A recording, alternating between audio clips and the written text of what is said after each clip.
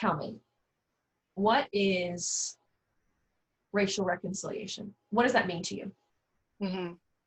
Yeah, I think that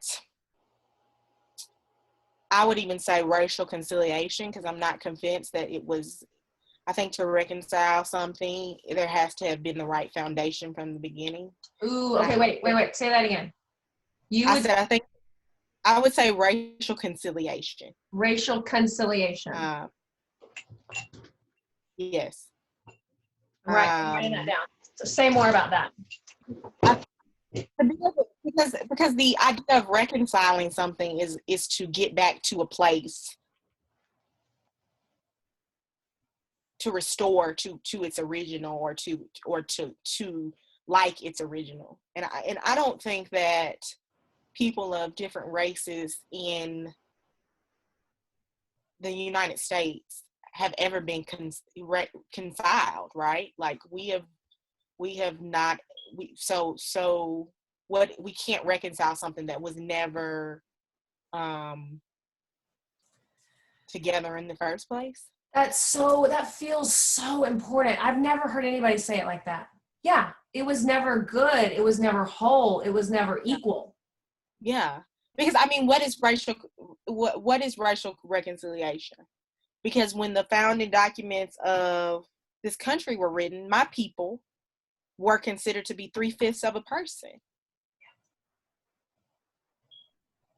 And I don't say that from a place of resentment or just, but so does reconciliation mean we go back there?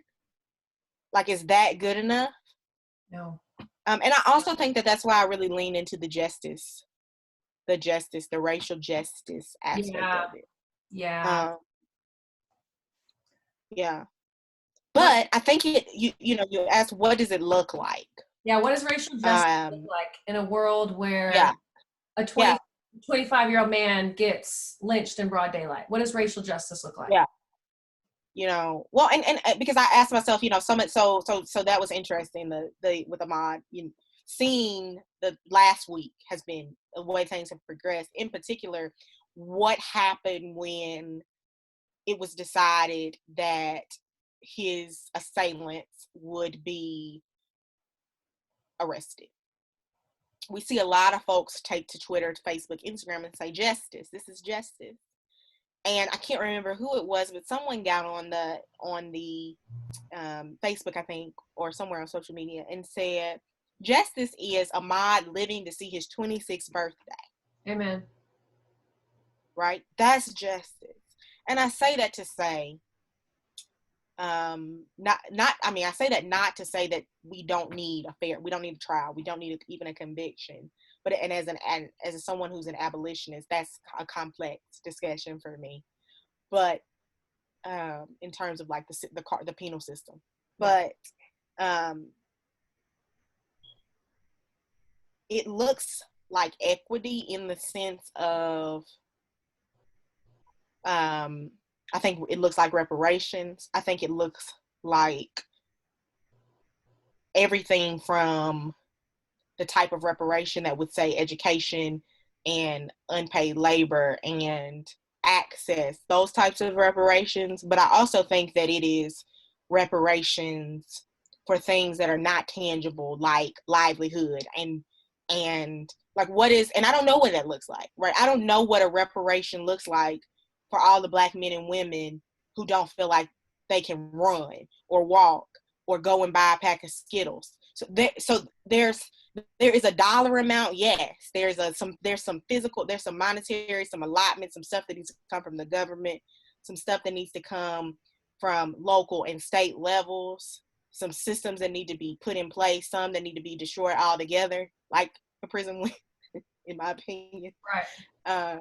And then there's the what is a reparation for our livelihoods? Like what does it mean to give us places to breathe? Like both of those are of equal importance for me.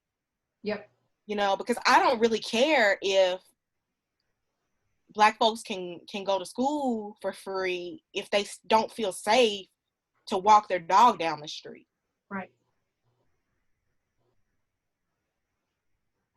Um, I hope I answered your You did. question. You did. So helpful. How do you experience racial injustice today as a young, attractive Black woman in America today? I think that I experience racial injustice is so much of my narrative, in the sense of, and I'm also from the South, right? So I think that sometimes it's, I went driving yesterday to pick up something from curbside and saw a truck that had a Trump 2020 bumper sticker and a Confederate flag on the front and a Confederate flag on the back. And I just remember in my own neighborhood, my own community, feeling this moment of like, wow, this really incites, for me, this incites a particular feeling. Like I feel a way, driving to Kroger. This has real implications. I think also just. How did you feel? I think angry and sad at the same time. Angry, sad, frustrated. And a lot of it, but also a lot of, with our current president, and I'm not really interested in the partisan politics as we know it, but thinking of how many people have said, right, like this particular administration has caused a resurgence of a particular type of rhetoric around Black life. A vocal, and so for me seeing, right. So for me, seeing the two things side by side was in some ways validating, in the sense of, these things for me are not very separate. If I'm being 100% honest, right? Like having a Trump 2020 up and having a Confederate flag, those two things are not very separate for me with my lived experience. Yeah. But I also, then there's the, I don't think that microaggressions is appropriate, because I don't think any aggression towards somebody's personal identity is a micro. But I think it's just being a Black woman, and I could go in somewhere and do jumping jacks and be framed as angry or upset or mad. I think it is these instances where we don't get to see ourselves represented, on Mother's Day cards. We don't see ourselves. So it's different things from the micro to the meso, right? It's Black women trying to deliver their children and dying at rates triple and double that of white women, because doctors don't believe us when we say we're in pain. It's all of those things. It's all of those things. Is it true that it's a lens that you can never set down? Right. Absolutely. I'm always Black and I'm always woman. And those two things are not separate for me. Right. It influences every part of how I experience the world and how the world experiences me. Yeah. Mm-hmm. Oh, I appreciate you sharing that.